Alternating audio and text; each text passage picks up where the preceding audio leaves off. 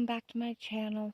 I have some terrifying stories today, and I am in the woods, so let's see how long I can stay out here in the freezing cold.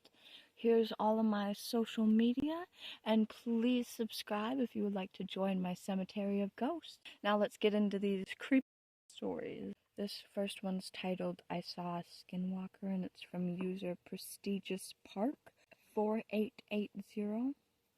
It was a few years back during a road trip with my buddy Jake. We were cruising through the desert, chasing that feeling of freedom you only get on the open road. But little did we know we were about to encounter something that would shatter the sense of freedom and leave us fighting for our lives. We were driving through Navajo territory, miles away from civilization when we saw it. A figure standing by the side of the road, illuminated by the headlight of our car. At first, we thought it was just a trick of the light, but as we got closer, we realized it was something else entirely. It looked like a man, but there was something off about him. These are all no-sleep stories. These aren't true. His eyes glowed in the darkness, and his limbs seemed too long, too twisted, and then just as quickly as we saw him, he vanished into the desert night.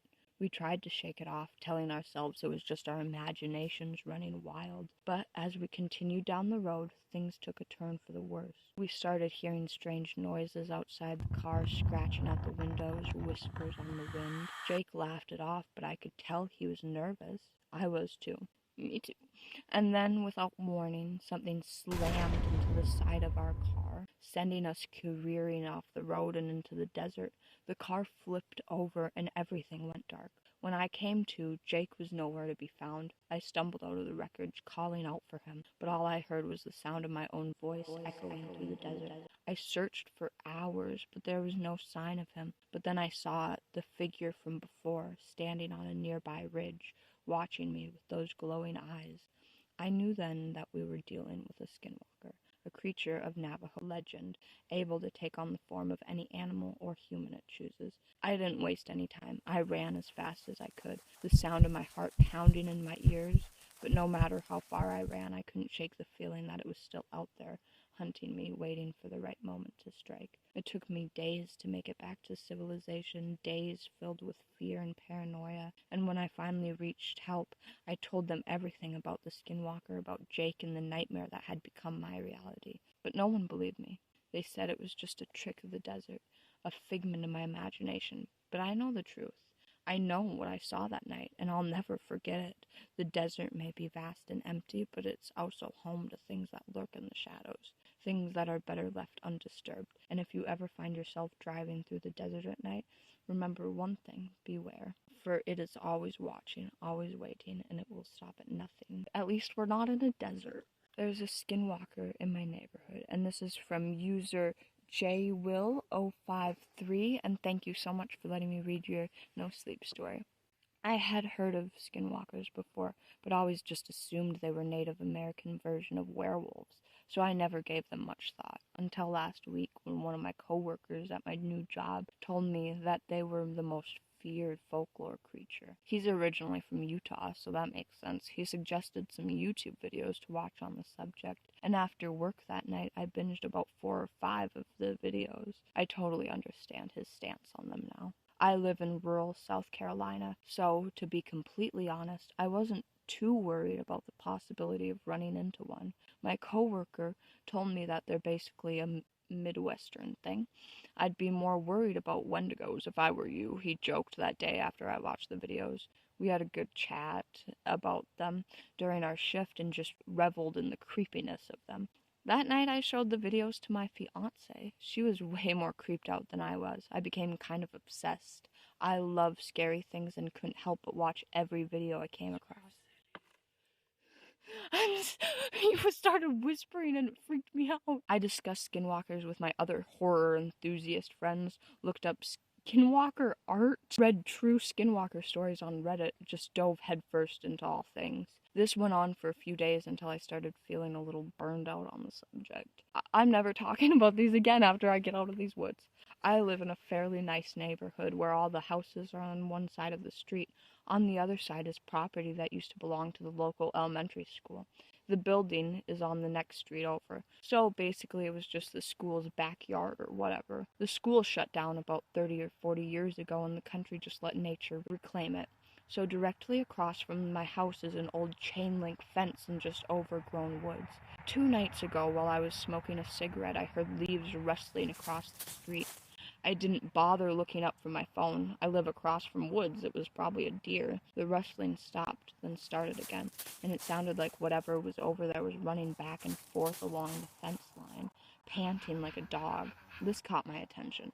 There had been a few rabies cases in my town 2 months back, so a strange dog running around in the middle of the night was definitely something I want to keep an eye on.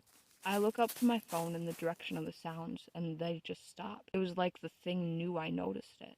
I strained my eyes trying to see what it was, but it was obscured by the overgrowth. I didn't look away. Must have stared at the spot for at least a minute. It didn't make another sound, didn't move again, so I knew it was still there.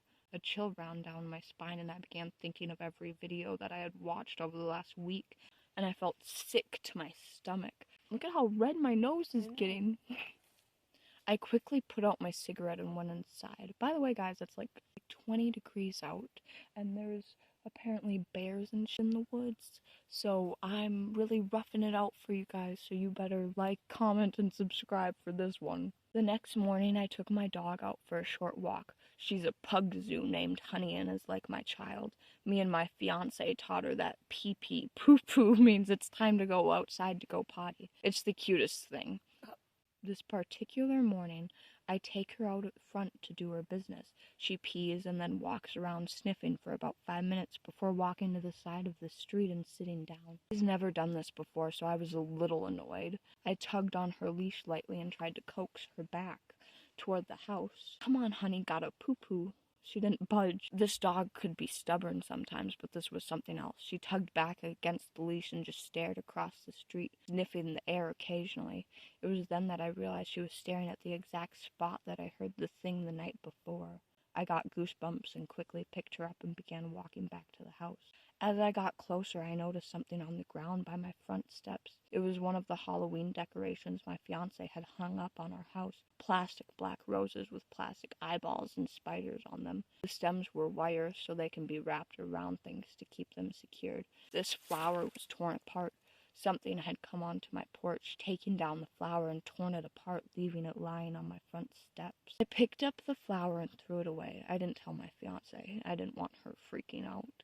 The rest of the day went by uneventfully. That night I told my coworker about what happened, and he looked a little concerned but brushed it off. Said what I heard was most likely just a dog and the flowers probably knocked down by the wind. I had my doubts.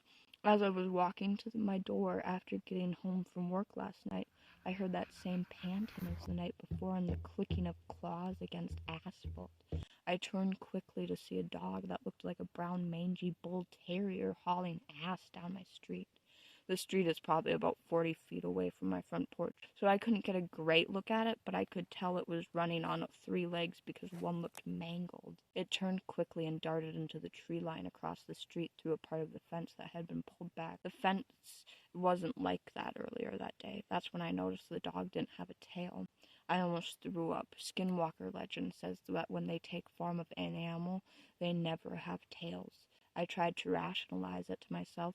Maybe it just had a stub tail that I missed because it was running. I immediately went inside. My fiance was sitting on the couch petting Honey. She could see I was upset and asked me what was wrong. I told her nothing. Just almost got clipped by a car before I pulled into the driveway. She got up, hugged me, and cursed the person that almost hit me. She asked me if I could take Honey out for pee-pee poo-poo because she had been creeped out by all the spooky videos we've been watching and didn't feel comfortable going outside at night by herself. Honey perked up. She ran to the door and looked between me and the door, whining excitedly. I stared down at her for a moment before agreeing to it. I'll just keep her close to the porch, I thought. We walked off the porch and she immediately tried to walk to the street. I tugged on the leash and she tugged back. She eventually moseyed to the edge of the porch and peed. Again, she began walking around sniffing. I told her the usual line, "Come on, honey, gotta poo-poo." She huffed at me, sniffing around some more, and eventually started pooping. I was on edge the entire time. We were outside. Being around her helped calm me down a little. Then I heard it across the street. "Come on, honey." My voice, in the exact same tone and inflection as I had just said. It sounded staticky, like an old radio podcast, but it was definitely my voice. Honey stopped what she was doing and stood alert. She looked over at me and cocked her head. "Come on, honey, gotta poo-poo." Again, my voice called across the street. Honey began whining, looking for me to the woods across the street. I picked her up and began backing up the steps, not taking my eyes off the fence that had been pulled back. "Honey, come." The voice sounded firm now, like it was getting aggravated. Honey squirmed in my arms, whining. I didn't know if she was trying to get out to go to the voice or to run inside, and I wasn't taking any chances. I turned and bolted up the steps into the door. As I walked inside, I turned one last time to look across the street. There, standing in the part of the fence that was pulled back, was the dog. Its eyes were glowing a dull orange, and it had its teeth bared. The face was all wrong, like someone had taken a distortion tool and just dragged around random features. Once again, I didn't tell my fiancé the horror movie cliche shit I know, but I really don't want her losing her shit. I just told her there's a strange dog running around the neighborhood, so to not take Honey out at night. Later last night, after we had gone to bed, I woke up to the sound of footsteps pacing back and forth outside my window. Against my better judgment, I rolled over to try and see it. I don't, but the pacing stops. "Come on, honey," my voice called out, cutting through the quiet of the night. I prayed my fiancé didn't hear it. It called out 2 more times before I heard it walking away. I didn't sleep a wink the rest of the night. Today, when I get to work, I'm going to ask my coworker what I can do to get rid of this thing. I'm scared. I don't think there's a way. If anyone knows anything, please let me know. It's 12:14, so I was out there at like midnight. That story, guys. I think my wife is a skinwalker, and it comes from user UmberUndead, and I appreciate all the people who let me read their stories.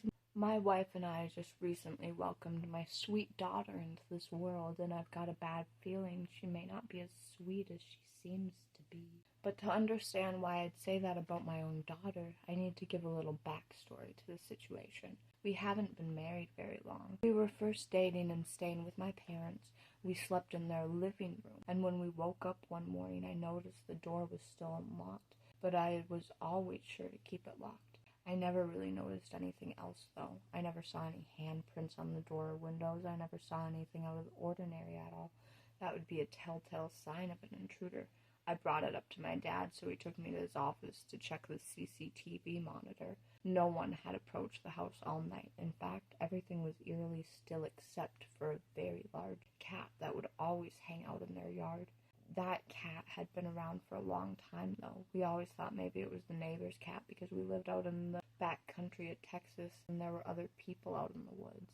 But growing up there, I did actually notice a lot of things that scared the shit out of me. I once saw my cat Salem shape-shifting right in front of my eyes when my little cousin and I were playing soldiers near the woods. One of the old men down the road would tell us stories of a panther that would kill people's horses, but I wondered if it was also really my shape-shifting cat or something. My dad also told me a story of a man that lived on our land before we did, that killed his daughter's bus driver for what she said he did to her one day when she came home crying. And he would see the ghost of that dad standing over him when he slept with a blood-stained shirt and evil radiating from his eyes. And of course, countless other stories of all sort of things that go bump in the night. None of that really seemed related to that night. I noticed the door was unlocked. However, since then, I've noticed a lot of things are different about her than she used to be. But nothing too extreme, just minor things. Things that only people really close to her would know. Like she started wearing makeup when she never really liked it before. And what she liked to eat had changed. But I didn't really know how to explain it. I'd only known her for a few months and only had to ask what she liked to eat so few times for dates and family gatherings.